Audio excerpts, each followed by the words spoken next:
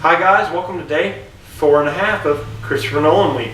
We're going to continue out finish out the Batman trilogy that Nolan made with The Dark Knight Rises. I would like to introduce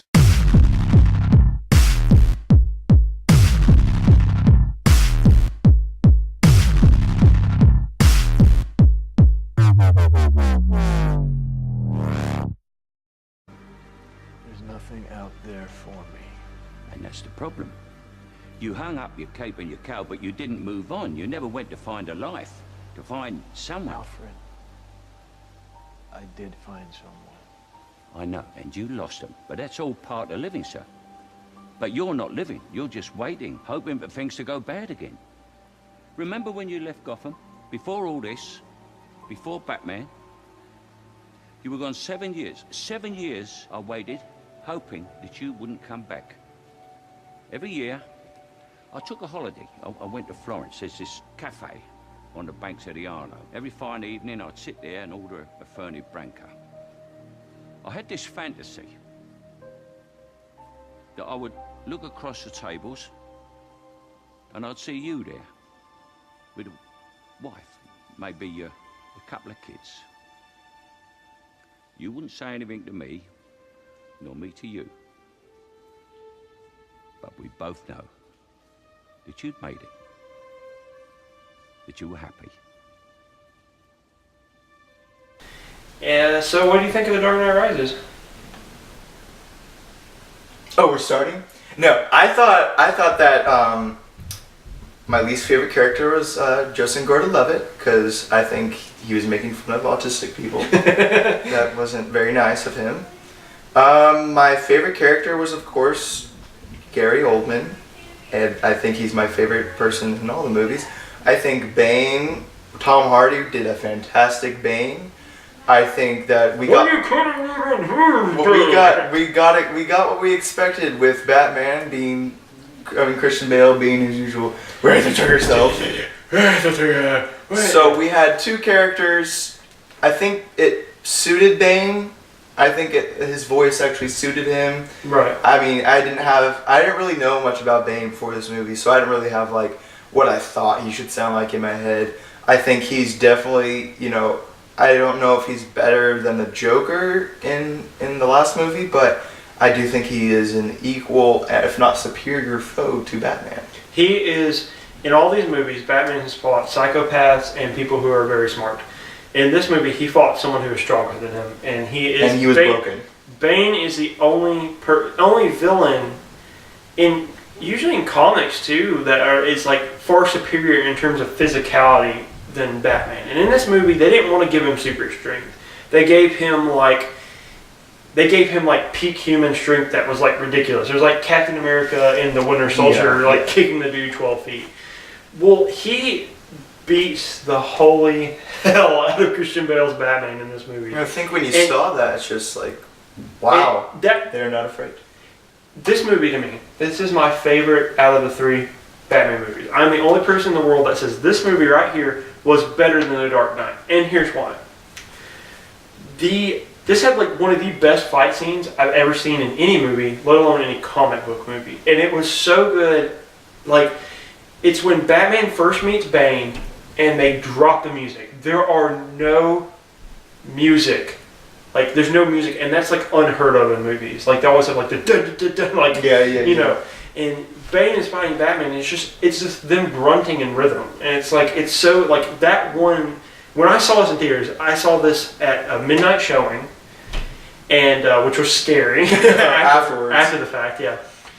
But when I saw this in theaters, it got my heart pumping. Like, it was midnight, I was tired, but it got my heart pumping watching this epic fight between these two forces. And it had one of the coolest climaxes when Bane's walking out in Gotham and he's just like, oh, Batman! Yeah. Like, they're like two generals meeting on a battlefield with all the people, all the extras fighting. It had very good practical effects. It didn't have a lot of like CGI. It had some CGI, but a lot of the stuff was actually like there, like the bat tanks or whatever, like the 2 Batmobiles and the helicopter or whatever. Those were actually there, and like the explosions were there, and the choreography, all those extras that you see at the end were real people. it was fantastic because Christopher Nolan tried to harken back to the originality of cinema and like the practical effects of it and the good storytelling. And to me, this had a lot, like great dialogue, great characters. I really liked Anne Hathaway as Catwoman, and I loved Tom Hardy as Bane. I thought he was like the coolest. I thought he was the coolest villain. It was great casting. Great casting as Bane. And it was just, and Cillian Murphy as Scarecrow makes another appearance in this film, which is fantastic.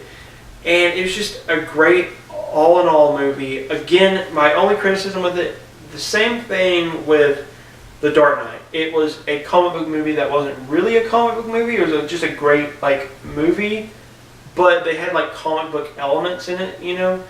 But this one was a little more like a comic book movie to me. It was a little more like that, you know. It was getting into that realm, like with Bane's own near superhuman strength and so Scarecrow sets up. Well, I mean, Bane using Scarecrow as a pawn. It's like a magistrate sets up. You know, after Batman leaves, the city of Gotham just goes to all crap, and I think it really shows how, you know, Batman is the law. He is justice. He is the only thing keeping Gotham from going into all hell.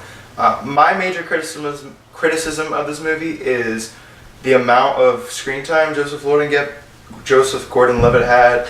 I think that was a major. That took away a lot. Another thing is the cop. Like, the cops are the worst. They're so bad. They all go into the tunnel.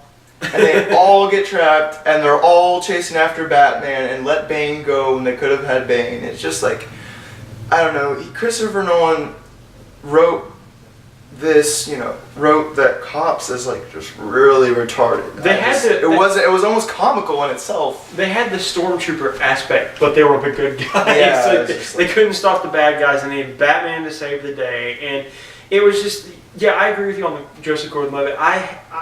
I love Joseph Gordon-Levitt. Like, I loved him in Looper. I love him as an actor. Yeah. But in this film, they set up something that will never get paid off. Like, it's just like one of those things where it's like it could be a sequel, but Christopher Nolan's done with it, you know. Yeah. So it's like they wanted you so hard to believe he was going to be Robin or like Dick Grayson or something like that. Yeah, he's not. I mean, it was weird because this movie, like, it was the end of the Nolan trilogy, and it was a nice little wrap-up, but the only thing about it is it also made me sad because it made me realize that the next Batman we're going to get is Ben Affleck on the DC Cinematic Universe. Like, watching these three movies, sitting here all these years, watching these three fantastic films, fantastic directors, it's gone. This has nothing to do with Man of Steel.